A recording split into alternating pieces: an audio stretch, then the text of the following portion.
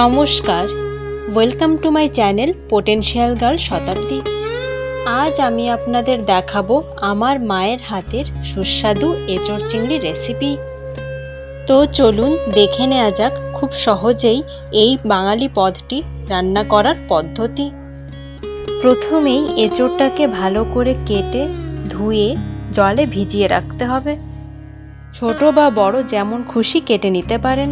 তারপর এদিকে আলু ছোট ছোট করে এভাবে কেটে নিয়ে ধুয়ে রাখতে হবে। বেশ কিছু চিংড়ি নিতে হবে এবং সেটাকেও ধুয়ে রাখতে হবে খোসা ছাড়িয়ে। এঁচোড়টাকে ভালো করে ফুটন্ত জলে সিদ্ধ করে নিন। এঁচোড় সেদ্ধ হয়ে গেলে একটু ঠান্ডা করে নিন। এদিকে একটা কড়া বসিয়ে তাতে কিছুটা পরিমাণ সাদা তেল নিয়ে নিন। তেল গরম হয়ে গেলে কেটে রাখা আলুগুলোকে নুন হলুদ দিয়ে খুব সুন্দর করে ভাজতে থাকুন।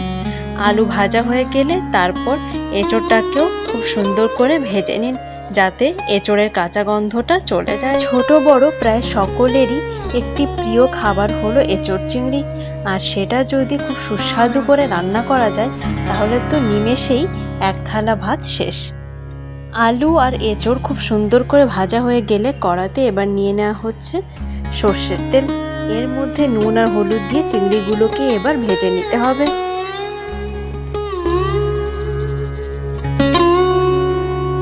চিংড়ি ভাজা হয়ে গেলে আবার কিছুটা পরিমাণ সর্ষের তেল কড়াতে নিয়ে নেওয়া হলো এবং তাতে দিয়ে দিতে হবে একটা গোটা তেজপাতা মাঝখানে 2 টুকরো করে।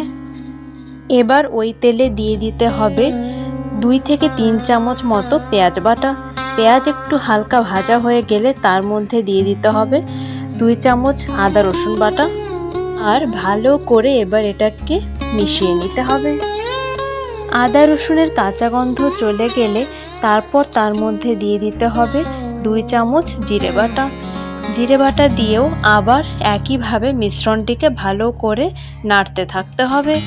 এগুলো সব কিছুর কাঁচা গন্ধ চলে গেলে আর সুন্দর একটি ভাজা গন্ধ বেরোতে শুরু করলে একে একে এগুলোর মধ্যে শুকনো লঙ্কা গুঁড়ো, হলুদ গুঁড়ো, পরিমাণ মতো লবণ দিয়ে আবার এটিকে মিশিয়ে নিতে হবে।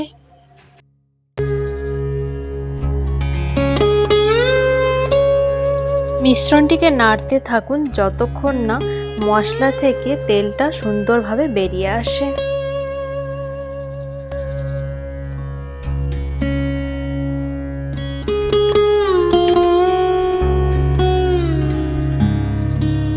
ভালো করে কষিয়ে নেওয়ার পর যখন তেল বেরোতে শুরু করবে তার মধ্যে এবার ভাজা আলু এবং ভাজা এঁচোড়গুলো দিয়ে দিতে হবে, আর মশলার সাথে ভালো করে আলু আর এঁচোড়টাকে কষিয়ে নিতে হবে।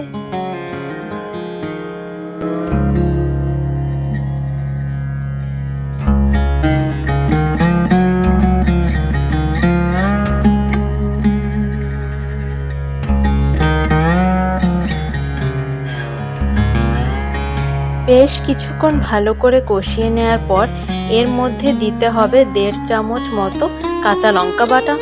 কাঁচা লঙ্কা দিলে আলাদাই সুন্দর স্বাদ আসে এই রেসিপিটিতে। ভালো করে কষানো হয়ে গেলে এবার তার মধ্যে দিয়ে দিতে হবে ফুটন্ত গরম জল। অবশ্যই রান্নাটাকে চেষ্টা করতে হবে গরম জলে করার।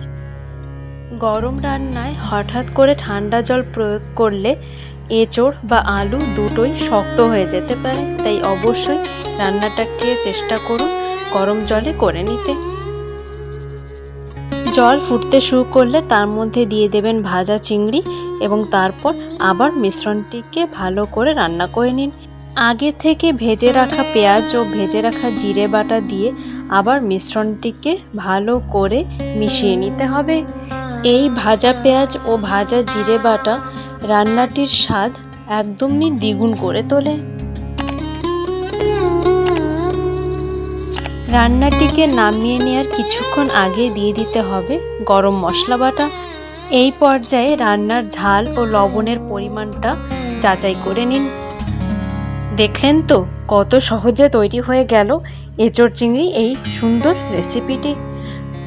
বাড়িতে খুব সহজেই এই রান্নাটি তৈরি করে নেওয়া যায়, আর গরম গরম ভাত সহযোগে এটি খেতে কতটা ভালো লাগে সেটা আপনারা যারা খেয়েছেন তারা খুব ভালো করেই জানেন।